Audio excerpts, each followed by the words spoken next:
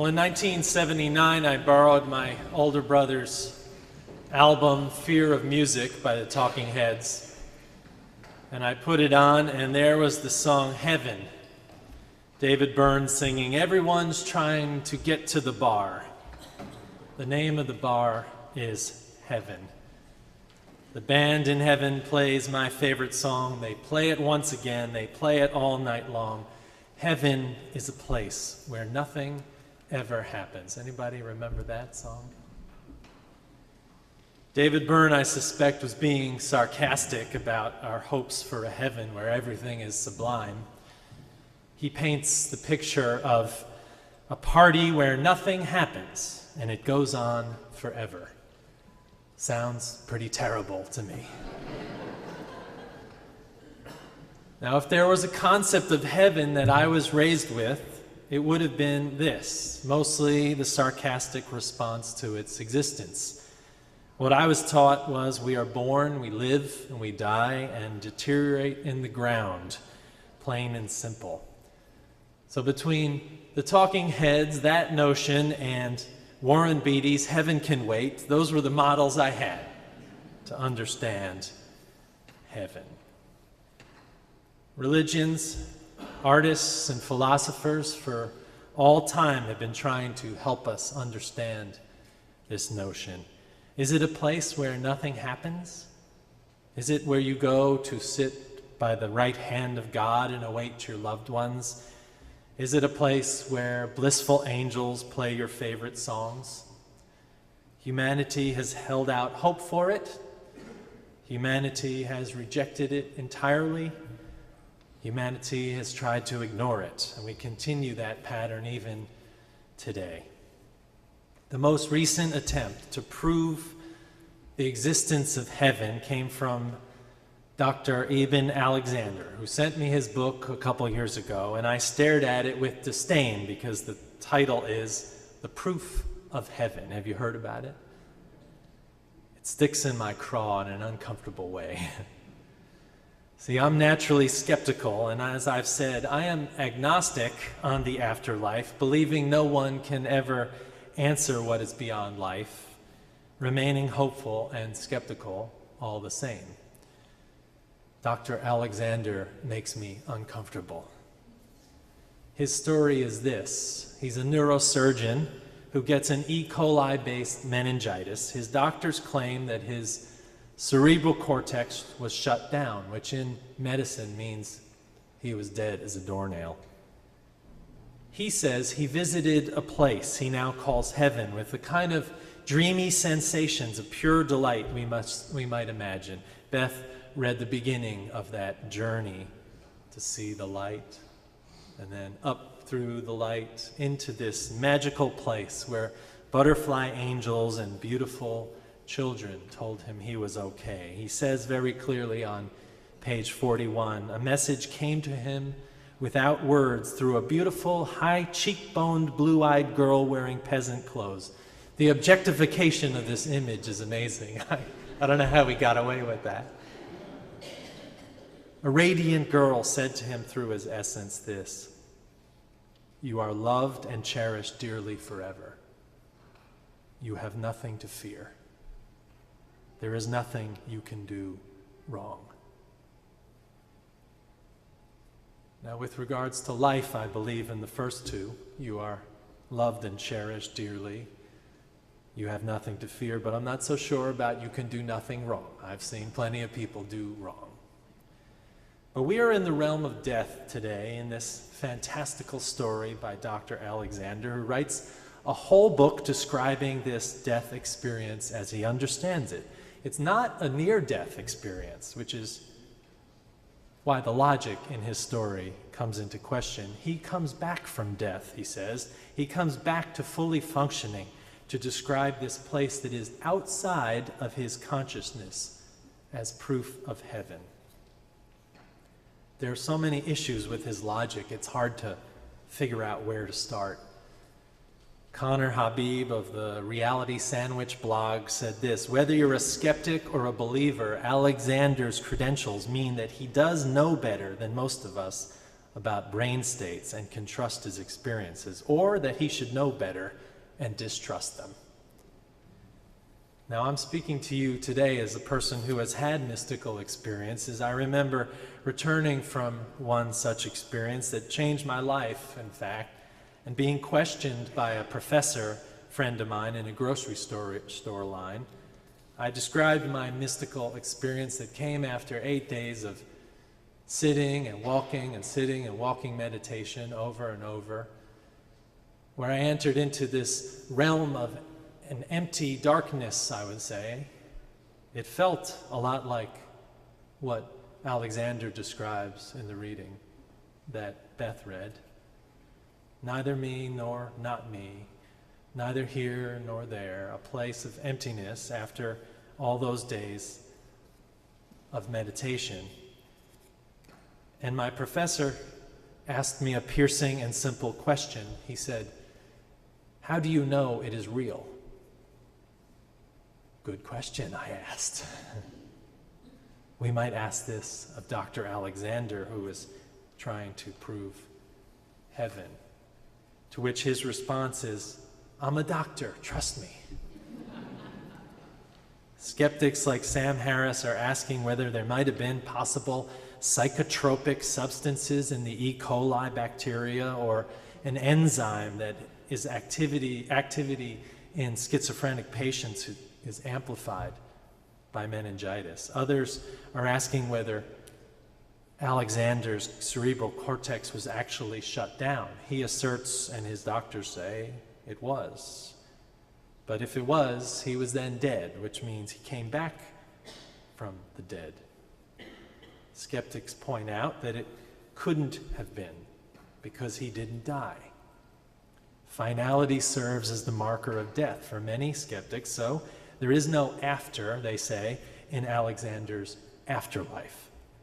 He merely entered into a weird sort of transitional state between wakefulness and sleep, they say.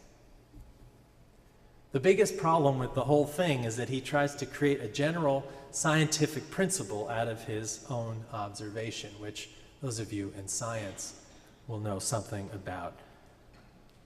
Meanwhile, religious people are teaming up with Mr. Alexander, embracing him, and he has left his medical practice to spread the word of the proof of heaven.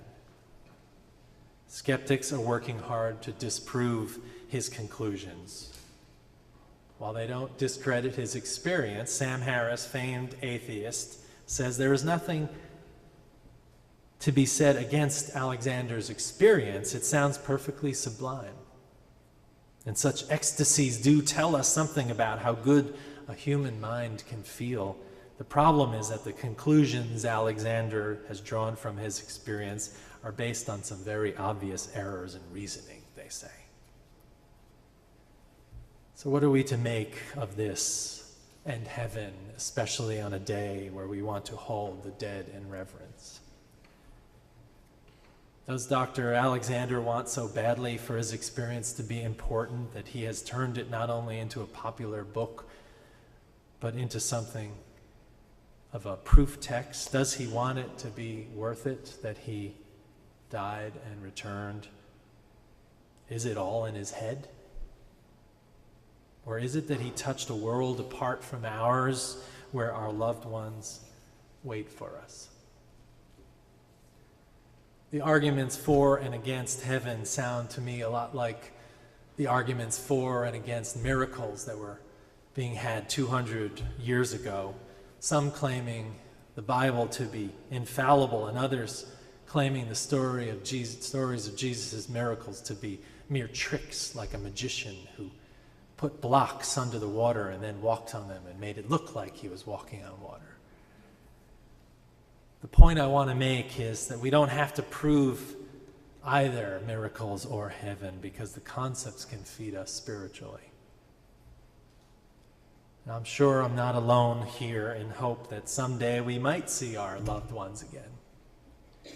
I hope I will sit with my grandparents and hold them, and my children will eventually join me, and we will drink angelic wine and play cards all year. I want to believe in heaven. I want to believe Dr. Alexander, but his claims seem insane to me. They seem like a convert who wants everyone to follow. And at the same time, the work of the skeptics to tear him down, to tear down this notion of heaven, seems a waste of time, because I don't think either of them are right. What I want to know is, why can't they both be right? I want to ask what it means to hope for heaven. How can it comfort us in our complicated and fragile lives? Just like I want to know the meaning behind the stories of the miracles, not whether they happened or not. I want to know what it means to make claims on heaven. What do experiences such as Dr. Alexander's teach us? What can we take from them? What do we make of the lessons he learned? And above all, can we say of heaven, it is true, without having to prove it is true?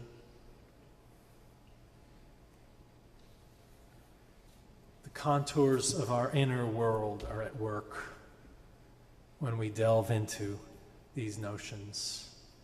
They're at work when we live, when we dream, when we die. They are at work when we aim to remember. They are at work pointing to the heaven of life and death, of memory and honoring, of grief and renewal. What I see in Dr. Alexander's proof of heaven text, above all, is that somehow, whether heaven is some place or not, we all are wired to die peacefully and to know the lessons that are core to life and death, that we are required to learn. You are loved and cherished dearly forever. You have nothing to fear. And there is nothing you can do wrong in pursuing the meaning of life and death. And if we don't learn them now, we will learn them at death's door. So this is what we do today. We create an altar to the dead to remember them, to hold them, to meet them in a heaven of our own making, the kind that asks us to press in on memory, to remember their smell, their touch, their feel, their effect on us. We remember the lessons we learned, the hopes we shared, the fun we had, the joy we created. This is the heaven of our own making, and naming it so makes it real. So look here, this chorus of faces. It tells us that we are not alone. It also tells us that we are not exempt from grief and the feeling of loss. And at the same time, we are required at least once a year to ponder the dead, to hold them, and in a way, to allow them to hold us. We don't need oppositional opinions on things like the hope of heaven. We need balance. We need time to come together. We need a heaven that we can make here and now. The Maronite Lebanese Christian immigrant to America who came in the latter part of the 19th century. We call him Khalil Gibran, a poet influenced by Sufism and the Baha'i, never claimed to have been to heaven, but wrote those fine words that Beth read from the book The Prophet. In the depths of your hopes and desires lies your silent knowledge of the beyond. And like seeds dreaming beneath the snow, your heart dreams of spring. Trust the dreams, for in them is hidden the gate to eternity. Our task today is not to prove or disprove a concept that I believe we cannot prove or disprove, but rather to remember, to hold our loved ones here and know it as a holy act, an act where we create a heaven here and now. Frederick Buechner wrote, "When you remember me, it means you have carried something of who I am, that I have left some mark of who I am on who you are. It means that you can summon me back to your mind, even though countless years and miles may stand between us. It means that if we meet again, you will know me. It means that even after I die, you can still see my face and hear my voice and speak to me in your heart." I think a kind of heaven, this memory, this remembrance. So as we do each year, we have built this altar to the dead. I think it's important to do so and to invoke in our minds and hearts the memory of those who died, who loved us into life and urged us on and held us, that we might hold them preciously now, remembering how they were, how they spoke, how they lived. So I invite you into a practice we do each year on this All Souls Day. I invite you to join me in this time where we bless those who mourn, those whose memories are fresh with the faces of the dead. So now I invite those of you who are mourning a death of someone in your life who died in the last 12 months since we met here last year on All Souls.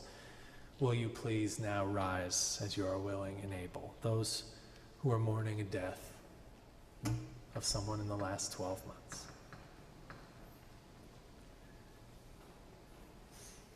And those standing, if you wish to be stabilized one way or another, feel free to request the hand of someone near you. For you, we read today the mourner's Jewish prayer. Will those who are seated please join me in the response, which is, "We remember them," as I indicate to you. Bless our memories now as we remember them.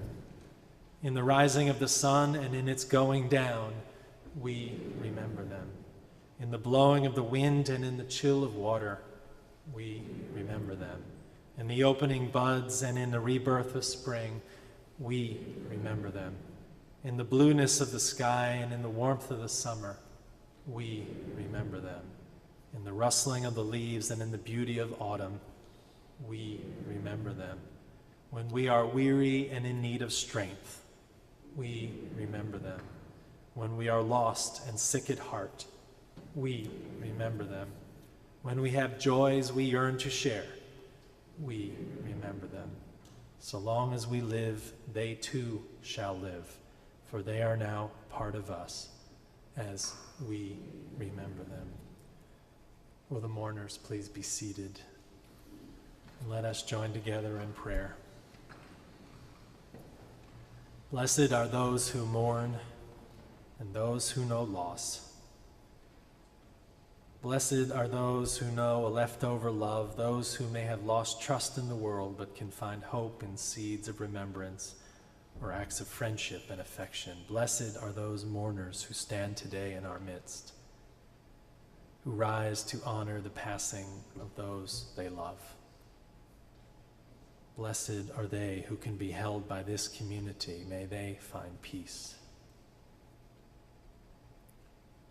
And we name those members of this church, the members who have died since All Souls Day last year, and we present their pictures here on the screens of the sanctuary.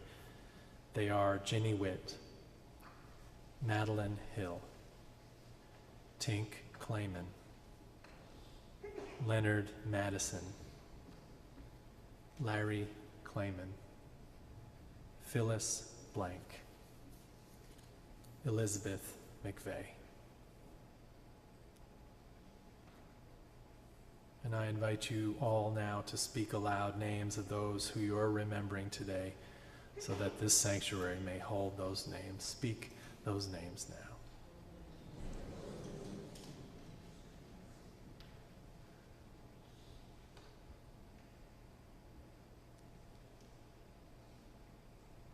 Blessed are those who mourn. Blessed are the great cloud of witnesses we remember today, the heaven here and now. Amen.